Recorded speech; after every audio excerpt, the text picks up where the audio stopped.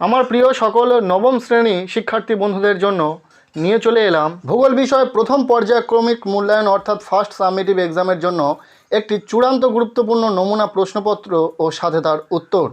এই প্রশ্নপত্রে থাকা প্রতিটা প্রশ্ন পরীক্ষার জন্য ভীষণ গুরুত্বপূর্ণ। এখান থেকে তোমরা পরীক্ষাতে প্রশ্ন কমন পাবে। সো তোমরা যারা ভূগোল পরীক্ষাতে খুব ভালো রেজাল্ট করতে চাইছো অবশ্যই দেখে নাও এই প্রশ্নপত্রে থাকা প্রশ্নগুলো তোমাদের পড়া রয়েছে কিনা। যদি না পড়া থেকে থাকে ঝটপট পড়ে নাও।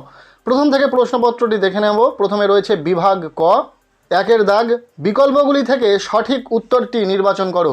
এখানে 7টি এমসিকিউ টাইপ প্রশ্নের উত্তর লিখতে হবে। প্রতিটি প্রশ্নের মান 1 করে, টোটাল 7 নম্বর রয়েছে। প্রথম থেকে প্রশ্নগুলো দেখে নাও। প্রথম প্রশ্ন, লাল গ্রহ বলা হয়, উত্তর হবে মঙ্গলকে। এরপর দ্বিতীয় প্রশ্ন, সূর্য থেকে পৃথিবীতে আলো এসে পৌঁছতে সময় লাগে, উত্তর হবে 8.19 মিনিট। এরপর 1.3-এর প্রশ্ন, পৃথিবীর আবর্তন গতির আর এক নাম, উত্তর হবে আহ্নিক গতি। এরপর 1.4-এর প্রশ্ন, ছায়াবৃত্ত সৃষ্টির অন্যতম কারণ, উত্তর হবে পৃথিবীর আবর্তন গতি। 5 নম্বর প্রশ্ন, ভারতের বৃহত্তম বায়ুশক্তি উৎপাদনকারী স্থান হলো, উত্তর হবে জয়সলমীর। নেক্সট 1.6-এর প্রশ্ন, কালো সীসা বলা হয়, উত্তর হবে গ্রাফাইটকে। 1.7-এর প্রশ্ন, একটি পরিবেশ মিত্র সম্পদ হলো, উত্তর হবে সৌরশক্তি। এই ছিল একের দাগ থেকে 7টি এমসিকিউ টাইপ প্রশ্ন। এরপর প্রশ্নপত্রে রয়েছে বিভাগ খ, 2 দাগ, যেখানে বলা হচ্ছে সত্য বা মিথ্যা নির্বাচন করো। এখানে 2 নম্বর রয়েছে, 2টি প্রশ্নের উত্তর করতে হবে। প্রথম প্রশ্ন, বিগ ব্যাং থেকে বিশ্ব ব্রহ্মাণ্ডের সৃষ্টির রহস্য সম্বন্ধে জানা যায়, উত্তর হবে সত্য। এরপর দ্বিতীয় প্রশ্ন, সম্পদ বিকাশের অন্যতম প্রধান নিয়ন্ত্রক হলো প্রকৃতি, উত্তর হবে সত্য। নেক্সট 2.b দাগে বলা হচ্ছে উপযুক্ত শব্দ বসিয়ে শূন্যস্থান পূরণ করো। এখানে 2টি প্রশ্নের উত্তর করতে হবে। টোটাল 2 নম্বর রয়েছে, প্রতিটি প্রশ্নের মান 1। প্রথম প্রশ্ন, ড্যাশ গ্রহের উপগ্রহের সংখ্যা সর্বাধিক, উত্তর হবে বৃহস্পতি। এবং দ্বিতীয় প্রশ্ন, পৃথিবীর বেশিরভাগ খনিজ তেল ড্যাশ শিলাস্তরে পাওয়া যায়, উত্তর হবে পাললিক। নেক্সট 2.c দাগে বলা হচ্ছে ক স্তম্ভের সঙ্গে খ স্তম্ভ মিলিয়ে লেখো। এখানে দেখে নাও ক স্তম্ভে কী কী রয়েছে এবং খ স্তম্ভে কী কী রয়েছে। ক স্তম্ভে রয়েছে কর্কট সংক্রান্তি, মকর সংক্রান্তি, জল বিষুব এবং মহাবিষুব। এর সাথে খ স্তম্ভে কোনগুলো মিলবে অবশ্যই সেটা তোমরা নিজেরা করে নাও। এরপর রয়েছে বিভাগ গ, 3-এর দাগ, বলা হচ্ছে নিচের প্রশ্নগুলির সংক্ষিপ্ত উত্তর দাও, বিকল্প প্রশ্নগুলি লক্ষণীয়। এখানে 2 মানের প্রশ্ন রয়েছে, 3টি প্রশ্নের উত্তর লিখতে হবে, টোটাল 6 নম্বর। প্রথম প্রশ্ন, দিন রাত্রির দৈর্ঘ্যের হ্রাস বৃদ্ধি ঘটার কারণ কি, উত্তর হবে পৃথিবীর দিন রাত্রির হ্রাস বৃদ্ধির ঘটার কারণ, প্রথম পৃথিবীর গোলীয় আকৃতি, পৃথিবীর আবর্তন গতি, পৃথিবীর উপবৃত্তাকার কক্ষপথ ও সূর্যের পরিক্রমণ, এবং নেক্সট যেটা রয়েছে কক্ষতলের উপর পৃথিবী 66 ডিগ্রি 30 মিনিট কোণে অবস্থান করায় উভয় গোলার্ধে দিন রাত্রির হ্রাস বৃদ্ধি ঘটে।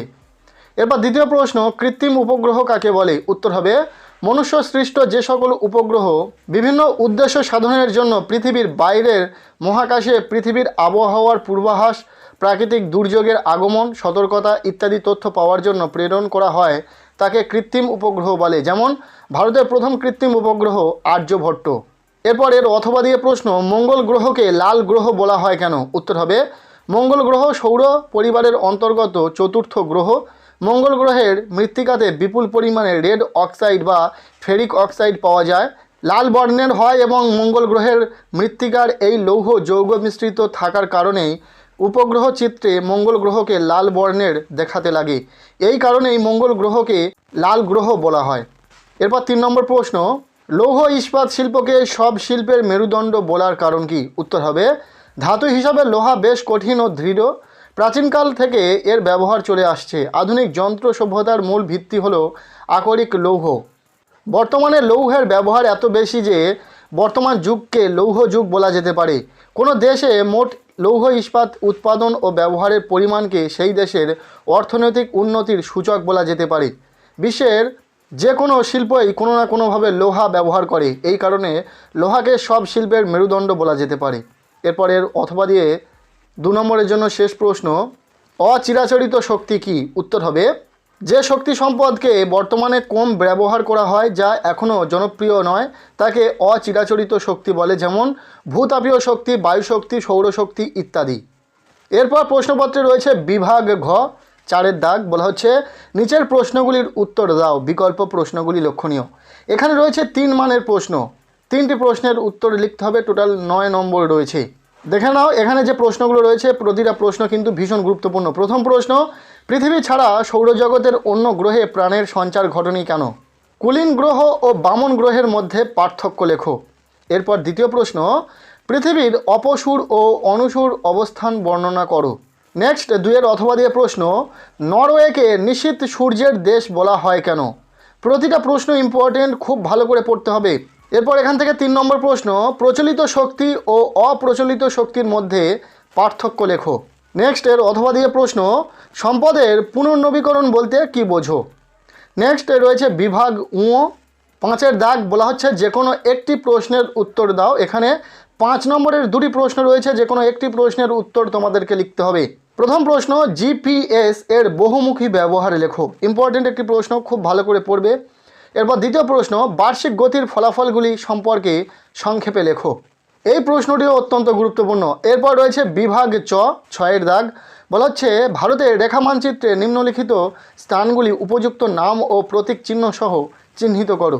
এখানে রয়েছে ম্যাপ পয়েন্টিং, 5টি স্থান চিহ্নিত করতে হবে। 5 নম্বর রয়েছে, কী কী রয়েছে দেখে নাও। প্রথম, ছত্তিশগড়ের একটি লৌহ খনি। দ্বিতীয় রয়েছে ভারতের বৃহত্তম কয়লা খনি অঞ্চল। নেক্সট রয়েছে ভারতের বৃহত্তম তৈল ক্ষেত্র। 4 রয়েছে পশ্চিমবঙ্গের একটি জলবিদ্যুৎ কেন্দ্র। এবং 5 রয়েছে দক্ষিণ ভারতের একটি জোয়ার ভাটা শক্তি কেন্দ্র। তো এই ছিল ভূগোল বিষয়ে নবম শ্রেণীর প্রথম পর্যায়ক্রমিক মূল্যায়নের একটি নমুনা প্রশ্নপত্রে থাকা প্রতিটা প্রশ্ন খুব ভালো করে পড়ো। আশা করব এখান থেকে কিছু প্রশ্ন তোমরা পরীক্ষাতে কমন পাবে। এই ভিডিওটি তোমাদের কেমন লাগলো অবশ্যই কমেন্টে জানাতে ভুলো না, আর চ্যানেলটিকে অবশ্যই সাবস্ক্রাইব করে রাখো।